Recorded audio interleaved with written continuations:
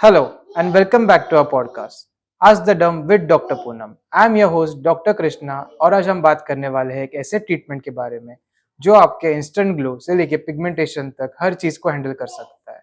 Yes, we are talking about chemical peels. तो doctor Poonam, जैसे कि आज हम केमिकल पील्स के बारे में बात करने वाले हैं, तो क्या आप हमें बता सकते हैं कि ये केमिकल पील्स होता क्या है? Yes, Dr. Krishna, it's a very valid question. Chemical peels क्या होते हैं? Chemical peels generally एक controlled exfoliation process होती है जिसमें हम medical grade solutions use करते हैं. इन solutions को हम face पे या किसी भी body part पे जो आपका concern area होता है वहाँ पे हम लगाते हैं. तो basically ये करता क्या है? केमिकल पील्स जो होता है वो आपके डेड स्किन सेल लेयर्स को निकालता है और आपके रीजुनेटेड सेल्स लेयर को बेटर बनाता है ताकि आपको smooth radiant skin glowing skin मिल सके. बहुत लोग केमिकल पील सुन के बहुत डर जाते हैं. सो केमिकल पील बहुत सेफ एंड इफेक्टिव प्रोसीजर होती है. आपको बिल्कुल डरने की जरूरत नहीं है अगर आप प्रॉपर मेडिकल प्रोफेशन से करवा रहे हो. मैम, जैसे कि अभी आपने हमें पील्स क्या होता है ये बताया, तो इसमें कोई टाइप्स भी होते हैं क्या? यस, डेफिनेटली उसमें क्लासिफिकेशन होता है पील्स का.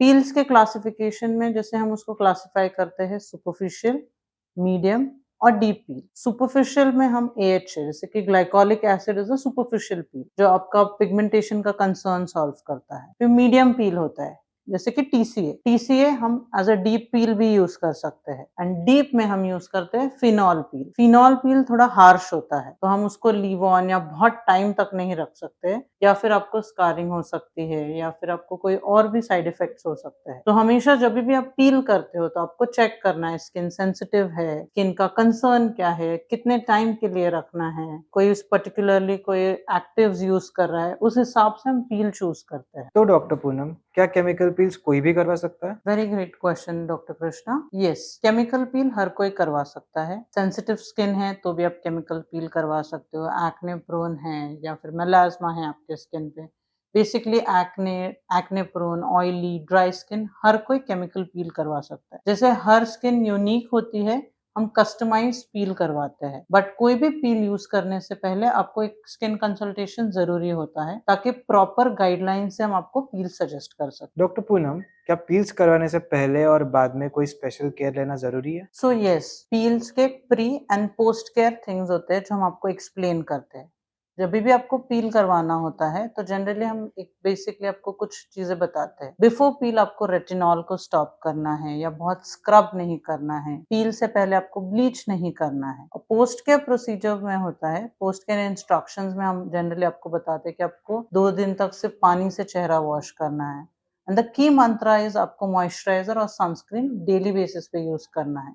ये दोनों आपको बिल्कुल स्किप नहीं करना है. पोस्ट पिल कभी कभी आपको थोड़ा रेडनेस हो सकता है या स्लाइट टिंगलिंग सेंसेशन होता है. सबसे इम्पोर्टेंट होता है आपको स्किन को प्रिक करना अवॉइड करना है. अगर आप स्किन की जो पीलिंग हो रही है अगर आप उसको हाथ से खींच के निकालते हो तो आपको पिगमेंटेशन हो सकता है. तो जो भी आपके डॉक्टर आपको पोस्ट केयर इंस्ट्रक्शंस बताते हैं इनको आपको जरूर फॉलो करना है. तो डॉक्टर पूनम, जैसे कि बहुत सारी गलतफहमियां होती है कि पील से पेन होता है या फिर पील कराने से कि सांप के जैसे स्किन निकल आता है या फिर एक ही पील से सब कुछ ठीक हो जाता है, तो क्या ये सही है? तो यहाँ पे जो आपके मिथ्स है उनको मैं तोड़ना चाहूंगी. Generally peels are not painful. Slight mild tingling sensation हो सकती है या आपको थोड़ा गर्म फील हो सकता है जब हम पील करते हैं just for the fraction of second के लिए.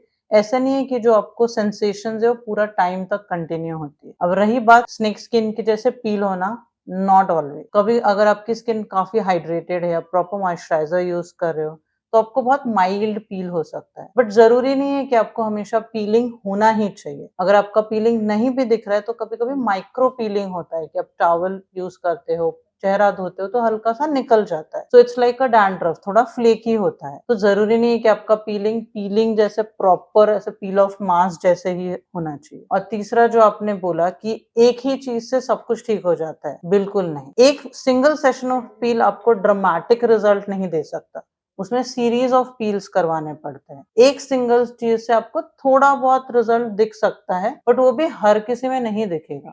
मोस्टली आपको जो रिजल्ट दिखता है वो 2 या 3 सेशन के बाद ही दिखाई देता है. मैम, हमारे व्यूवर्स की तरफ से एक क्वेश्चन बार बार पूछा जा रहा है कि क्या हम केमिकल पील्स घर पे कर सकते हैं? बहुत ही अच्छा क्वेश्चन है. बिल्कुल नहीं. जैसे मैं रेकमेंड नहीं करती हूँ. आजकल बहुत सारे मार्केट्स में एड देख के इन्फ्लुएंसर, इंस्टाग्राम ट्रेंडिंग ये बोलते हैं कि आप लैक्टिक पील या AHA, BHA आप घर में जो किट मिलती है वहां पे लगा लीजिए, बट मैं आपको बोलूंगी कि नहीं यूज करना चाहिए। इट इज ऑलवेज बेटर कि आप किसी प्रोफेशनल के पास, डर्मेटोलॉजिस्ट के पास जाके ही पील का इस्तेमाल करिए। अब ये क्यों नहीं बोलते हम, बहुत बार उस पर लिखा नहीं होता है कि कितने परसेंटेज का पील है, किस लिए ये पील यूज होता है। बहुत लोग गूगल कर लेते हैं कि एक्ने के लिए ये सारे पील होते हैं। ऐसे भी हो सकता है कि जैसे एक्ने के लिए सैलिसिलिक, ग्लाइकोलिक, ब्लैक पील होता है।